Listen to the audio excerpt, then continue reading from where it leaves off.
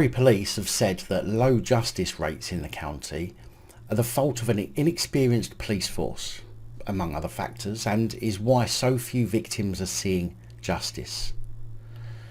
A performance report from the force shows that the number of crimes with a solved outcome has dropped nearly 20% in the year to March 2022, compared with the previous 12 months, from 10,026 solved crimes to 8,065 solved crimes.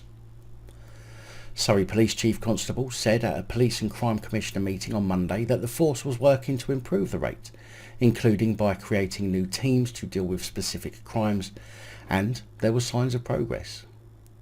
He added, "The chances of getting justice for victims in Surrey is probably the lowest that I've known it during my career."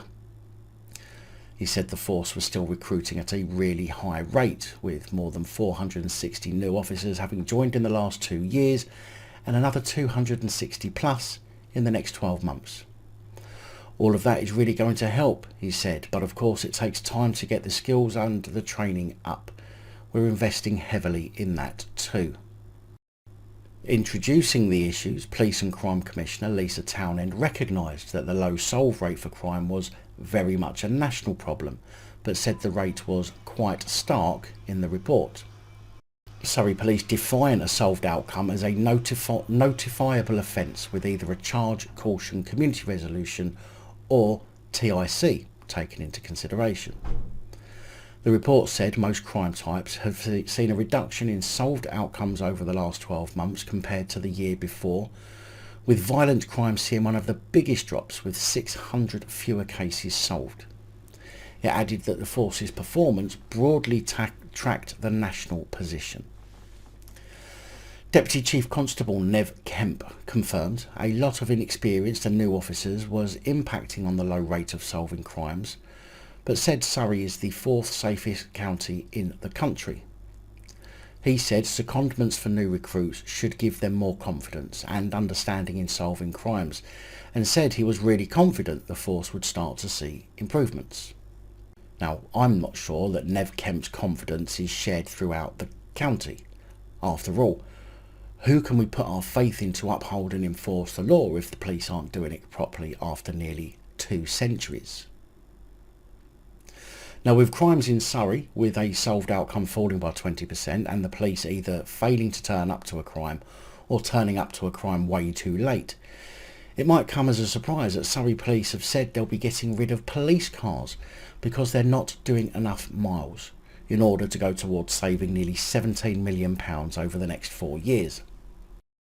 Police Chief Constable Gavin Stevens said the force was always trying to get the best value for money for taxpayers, and that vehicle tracking was being used to identify which vehicles were not doing enough miles.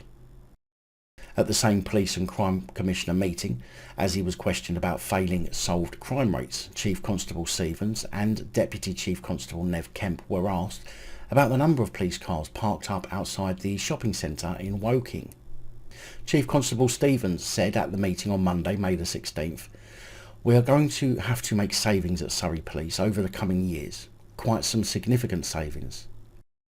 Could simply just not bother with crimes at all. I mean, that will save you a few quid, and it's not exactly a far step from where the police forces across the country are now, anyway." He said 60 electric vehicles had been brought into the fleet in Surrey and Sussex in recent years, as well as hydrogen vehicles being trialled.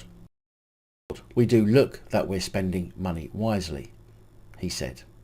Deputy Chief Constable Kemp said that although the public might see lots of cars parked up at certain times, he wanted to assure people that those vehicles were being used and used regularly. But are they being used responsibly? Deputy Chief Constable Kemp also pointed out that in some areas cars have been removed that were being used by police community support officers, especially during the pandemic, which was encouraging them to carry out more foot patrols. That being the case, we should certainly start seeing thinner, more fit and active police constables on the beat, rather than the fat pigs that we see all too common nowadays. Big thank you to channel supporters, especially these guys. Your support is truly appreciated. Don't forget to like, share, comment and subscribe. Let me know your thoughts, as I know many of you will. And until next time, stay safe, look after each other, film the police and other officials.